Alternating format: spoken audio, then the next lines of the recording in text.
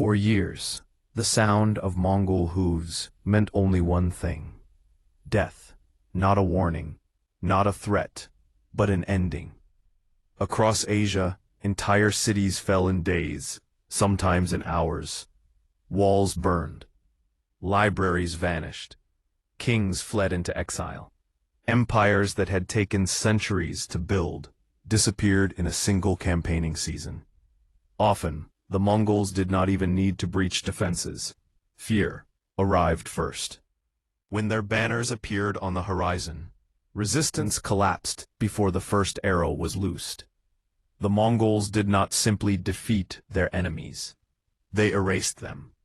Their armies moved like a living storm, fast, relentless, and impossible to predict. Horse archers rode in perfect coordination, firing with terrifying accuracy while at full gallop. They advanced, retreated, circled, vanished, then struck again. An enemy that chased them died. An enemy that stood still died. An enemy that surrendered often died anyway. By the year 1221, most of the known world believed the Mongols were unstoppable. Most.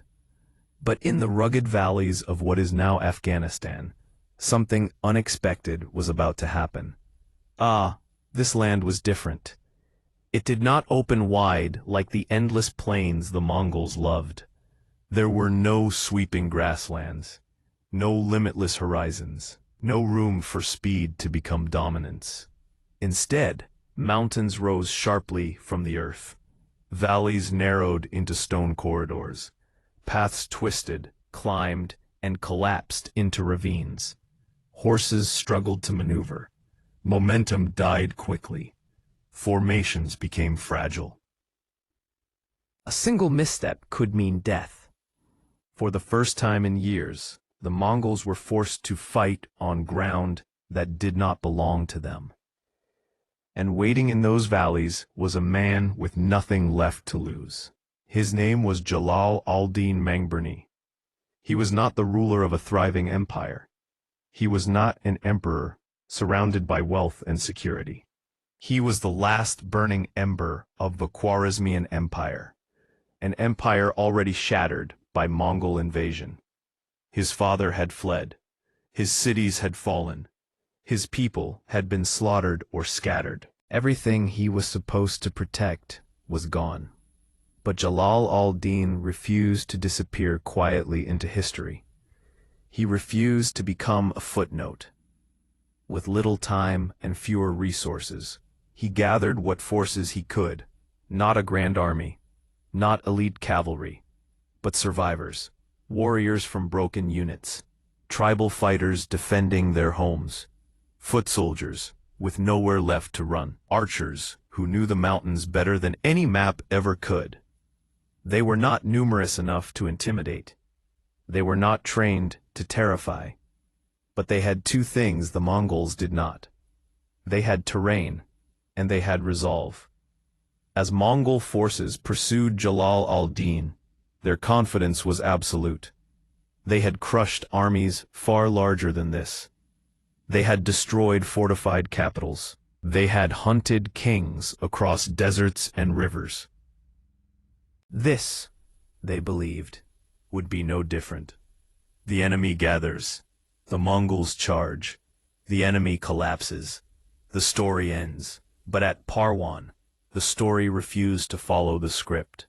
Instead of meeting the Mongols on open ground, Jalal al-Din chose the valleys.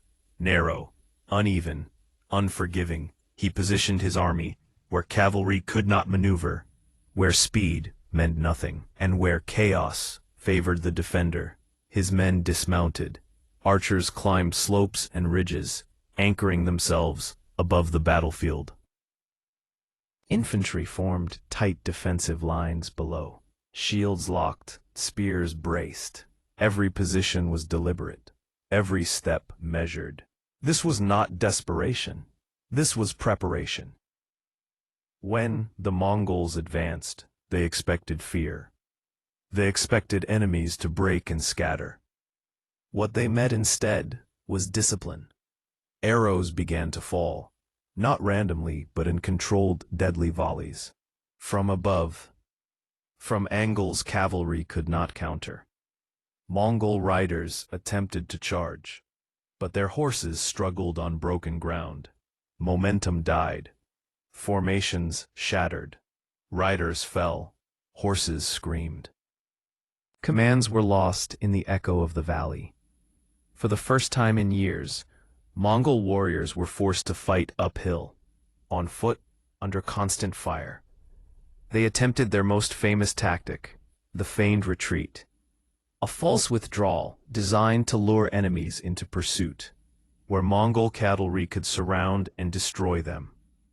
But there was nowhere to lure them. The terrain locked both armies in place. Jalal al-Din's forces did not chase. They waited.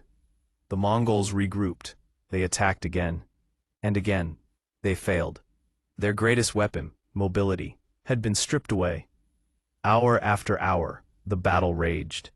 Foot archers, often dismissed as inferior to mounted warriors, proved devastating when used correctly, protected by elevation, shielded by discipline, supported by infantry lines that did not break.